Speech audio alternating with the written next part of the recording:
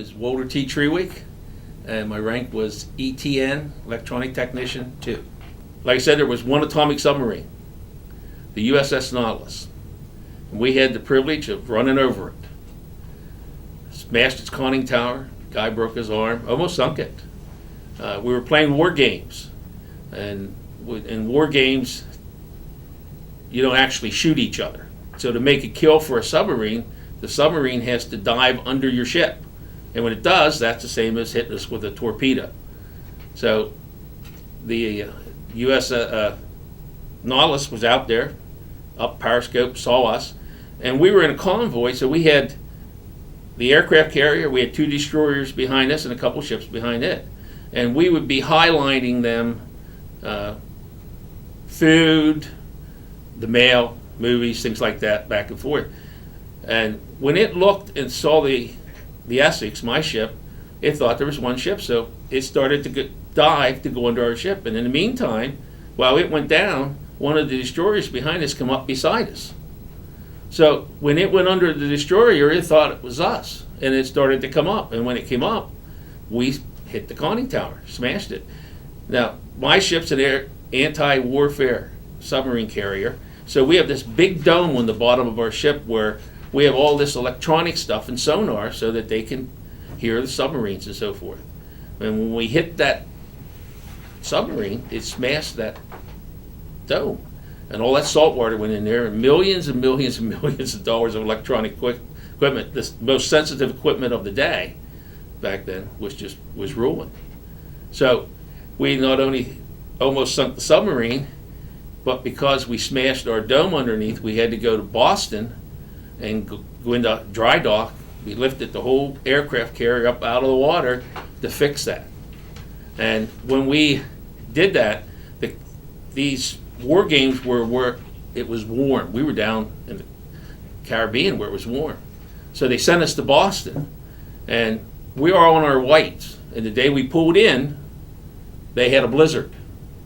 So none of us had warm clothing, no pea coats or anything like that. And so we pulled in there. We were there for 6 months while they worked on this ship, putting it up, fixing everything. And you think that was, a one-time thing. Wasn't. We ran aground in San Juan, Puerto Rico about 6 months after we got out. An aircraft carrier has to anchor out unless they can get into a dock. Most docks aren't that big.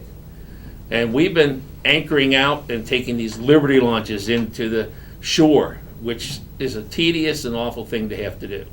It's much easier to just go down the gangplank and onto the dock. And we've been anchoring out for about 3 months, all these little islands and stuff where we went.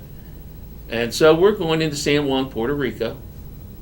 It's about a 21-mile channel till you get there. And so here we go, our aircraft carrier, up this channel to go. And we knew we were going to be, hopefully, anchoring at a dock because there was only one dock. When we came around this turn, and there ahead of us was a British helicopter carrier. They're smaller than our carriers, but it was ahead of us. And if it got there first, apparently our captain thought they would get to anchor at the dock, and we'd be anchored out taking those Liberty launches back and forth. He was a young captain. I think he was only about 33 years old. And apparently he decided that wasn't going to happen. So he told our coxswain to hit it, and he went past that British carrier doing about 22 knots. Unfortunately, he ran into a sandbar, and we were stuck on that sandbar for 3 days. It took 3 days for them to come in. They took all our gas off, our airplane fuel off, all the water off the ship, everything they could do. Then they brought in these great big ocean-going tugs to pull the ship off, and it took 3 days to get it off. And of course, when you ran over a sandbar, that dome at the bottom of the carrier smashed it. We went back. This time they sent us to Norfolk and up on dry dock again till they fixed that dome, and we lost our captain over that. He went to a desk job somewhere. So there was always something exciting happening.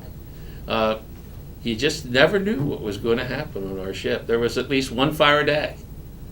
they would call fire quarters, fire defense. And that's because of all the moving parts.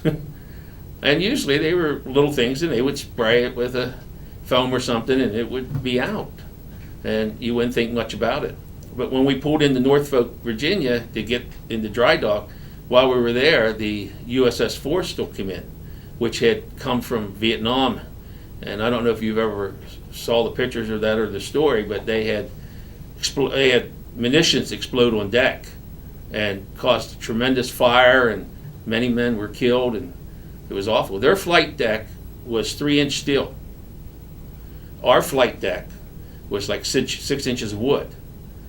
When you saw their flight deck, it just looked like somebody took like aluminum foil, just smashed it all up and ripped it apart. And I often thought about if fire would do that to their flight deck, what it would done to our wooden flight deck. It would have been up. And we had fire, sometimes 2 a day, but at least 1 every day they had some kind of small fire. So often worried about that. But just before I got out of the Navy and left my ship, they decommissioned my ship. I was on it when they decommissioned it out of Quonset Point, Rhode Island. And one of the last things they did was they took all those rafts, those things that you would get in if you had to abandon ship. They took them all off from around the ship. There was probably about, I don't know, maybe 200-300 of them, and put them into the water. 10 minutes later, after they were all in, I bet there wasn't 20 of them that were still floating. They never checked them. So if we'd ever had to abandon ship because of a fire or something like that, so that was scary. It was a scary time.